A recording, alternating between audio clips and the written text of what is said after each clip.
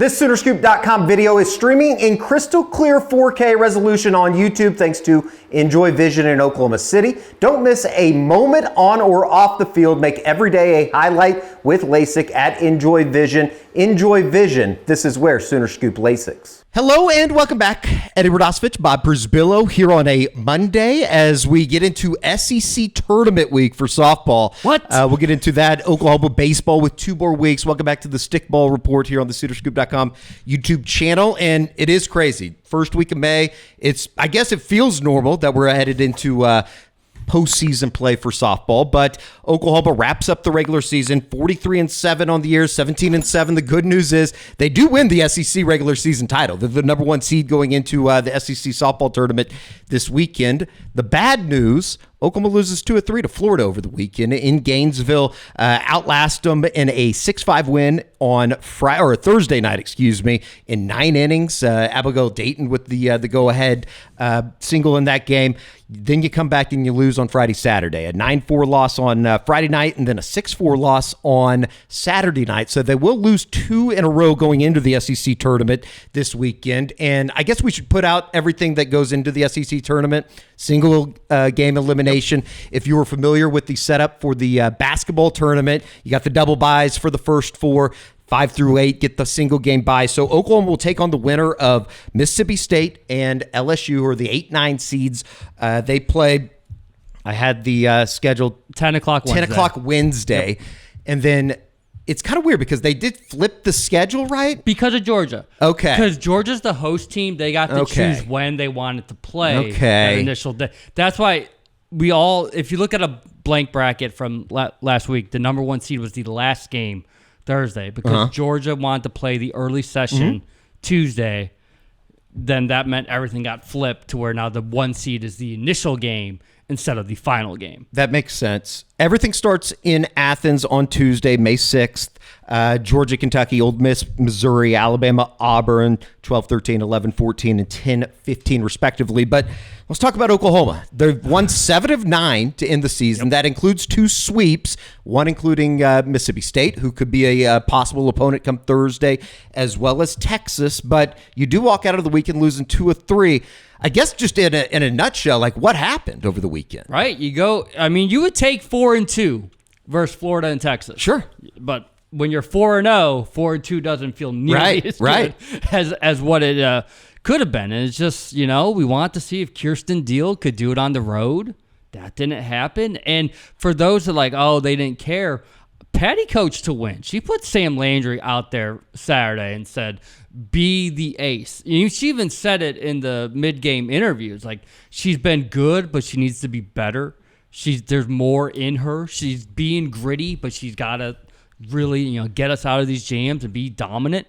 And it didn't quite happen that, on that way. And she threw 258 pitches, 11 walks. She went from 5 walks Thursday. The 6 walks on Saturday really stuck out in the box score. It does, because you're wondering, even though she hasn't been like the Paige Parker, people are trying to, say she's like Paige Light. That's not the case, but maybe it's just a little bit different compared to the innings that she's throwing at this moment compared to stacking those same innings at Louisiana. Different type of environment week in, week out. And so she's been great because she wasn't great against Texas either. It was 7-6 against Tegan Cavan in that very first game. So a couple of uneven outings here for Sam. She's still giving you innings, still working her way out of jams. Like, she had the bases loaded jam there against Florida where she catches it and gets the double play. So she's still being able to limit the damage to a certain extent.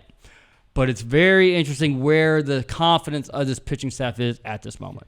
You mentioned Kirsten Deal. Her and Isabella Smith in the Friday game, not so much. They combined to go, what was it? It would have been, I'm doing the quick math here, about 6 innings. They give up a combined 9 runs. You have a grand slam that Deal allows in the second inning. Bella Smith rights the ship for a little bit, and that's the thing with Bella. And so I'm wondering how Patty and Jen Rocha will approach this going forward. Bella, one time through the order, is not bad. Sure. It's when you start getting to seeing her a second or third. There hasn't been a third time, but once you get a chance to time her a little bit or get a feel of her stuff, Florida teed off on her in a massive way. 3 home run inning, and it's like that's what's going to happen when you're going against the elite of the elite. The one thing I really took from it, how in the world does Florida have 13 losses this season? How are they a 6 seed in the SEC term? And that's the other, a lot of people like, OU did have nothing to play for in terms of the SEC on Friday, Saturday. RPI is different. They went from 3 to 5. So, I mean, no, they're not in danger of not, hosting. But if you're looking at the number 1 overall seed or maybe a 2 or 3, I don't know where they stack up as it goes into this weekend. And one of the goofier things about what's happening, that LSU is 4. They're a 9 seed in the tournament, but they're 4 in RPI. So you could get the Tigers and Sooners to match up at 10 a.m. Thursday, a battle of 4 versus 5, according to that metric system. It is such a bear when you look at the bracket and realize that it's just a single game. Yep. And how that leads into next week with regionals that are expected to become the norm. And obviously, super regional, 4 in the RPI or 5 in the RPI, you're still going to be a national seed. Just coming out of the weekend, though, it seems like kind of the bit that we talk about when Oklahoma does lose games. You leave 8 on base on Friday night. You leave 9 on base on Saturday. You did have Ella Parker and Cassidy Pickering going yard in the opener. Just offensively, where were things at over the weekend? Ella Parker's found it. So you're pumped up about that. She had a 4-game home run streak. The last 2 against Texas, first 2 against Florida. So she didn't go yard Saturday. But to where Patty changed it, put Cassidy lead off, Ella second.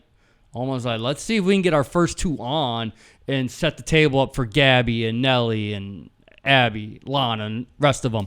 So we'll see if that sticks around going into Athens. But Ella Parker is back to being a dominant force, so that's fun to see. But yeah, it wasn't the best of weekends for the freshmen, and that's what's this is the last road environment they'll have to deal with. And I don't know what a road environment looks at as not playing the host team. So it's 10 a.m. on a Thursday with just some neutral site fans that are going to be there. So I don't know what that atmosphere will be like, but maybe a little concerning that, you did lose 2 or 3 to Bama. You lost 2 or 3 to Florida, lost that other one to Missouri. And I believe, shout out Brady Vernon, softball America. I think the first time ever the SEC regular season champ has lost 3 series in a season. That's incredible.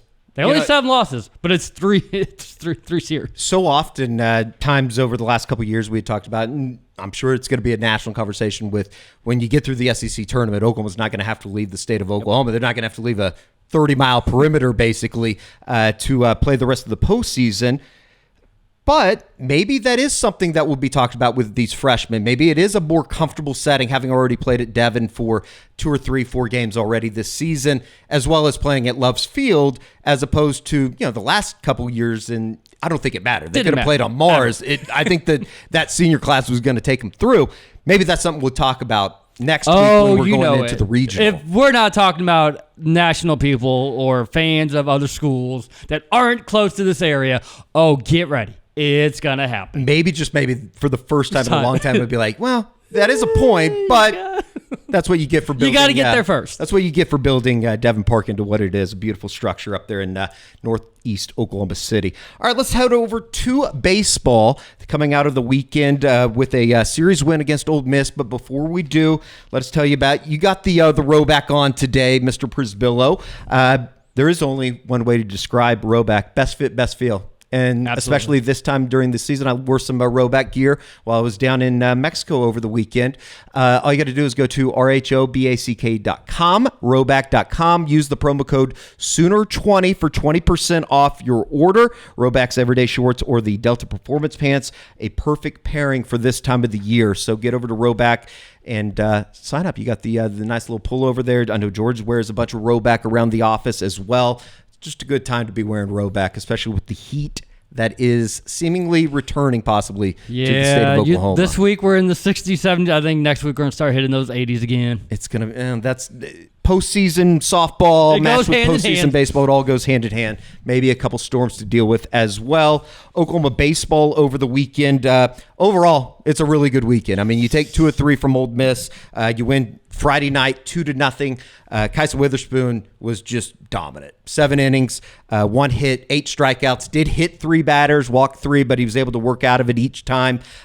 Something that is slowly becoming a little bit of a thing.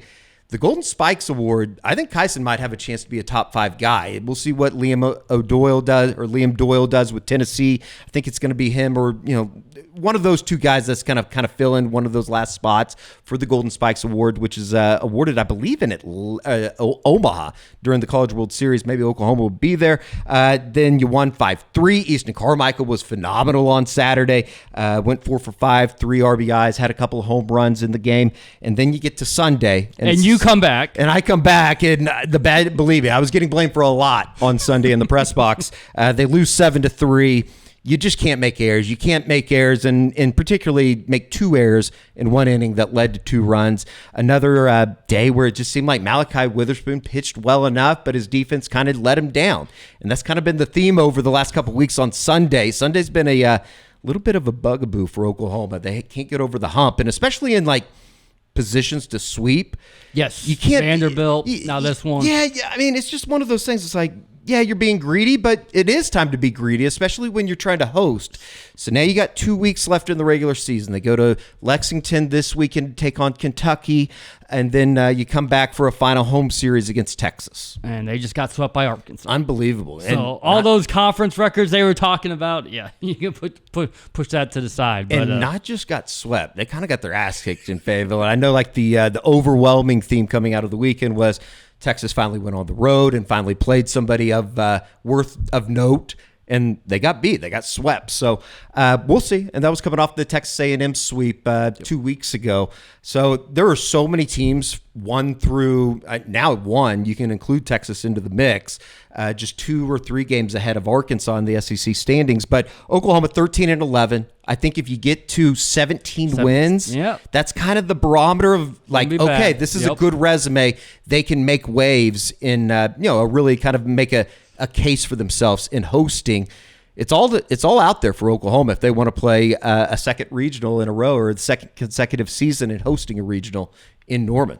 So you think they've figured out without Dayton Taki? You think they've figured out exactly where they want to go, or is that still in flux? No, they haven't. And I think that's going to be the big thing, I think, over the next 6 games to end the regular season, because they obviously don't have any midweek games left on the schedule. Sam Christensen didn't play on Saturday and Sundays, nursing a little bit of a shoulder injury. And Mason Hamlin's gotten the start over at first base. He was one of the guys that made the error there in the 3rd inning, just flipped a ball over the head of Malachi Witherspoon that would have got him out of the inning. So I think if you can get Christensen back, you at least have somebody that can maybe be over there at first base. We'll see what you do in right field. Maybe you have Christensen back out in right field. Scott Mudler is officially, I think, back. He's started a couple games now behind the plate. Yep. Could Easton Carmichael slide over and play first base? I think is probably the most logical thing if you want to keep all of your bats in the lineup. And, if Christensen ends up playing first base, Deshaun Harris is really struggling offensively. He made kind of I don't want to say a dumb mistake out in right field, but he dove for a ball, didn't come close to it. It ended up being a triple, ends up coming in to score. Don't dive for the ball, maybe hold him to a double, kind of one of those things, maybe just some inexperience out there and trying to make a big play. So it's kind of interesting how they're going to rotate these guys here over the next couple of weeks. And, ultimately, it just sucks that you don't have Dayton Taki for this final stretch run, at least before you get into the postseason in Hoover next week or in 3 weeks. Maybe we can start talking about him coming back from an ankle injury by that point.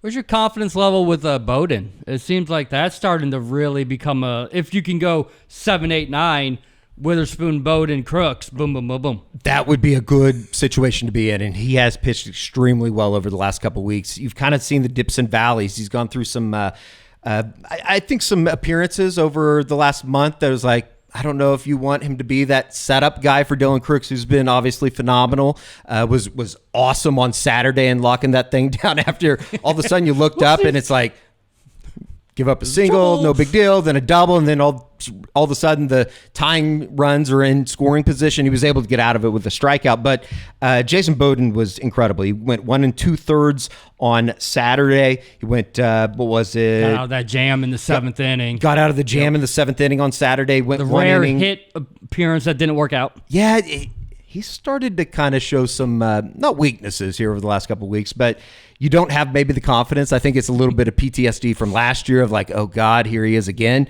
But overall, I thought the bullpen was phenomenal, and especially on Sunday, kept him in the game, kept him at least within striking distance before the errors, and Ole Miss kind of, I don't know, maybe woke up a little bit. They're better than probably they played in Friday and Saturday. But all in all, it was a great weekend. Now you go into Kentucky.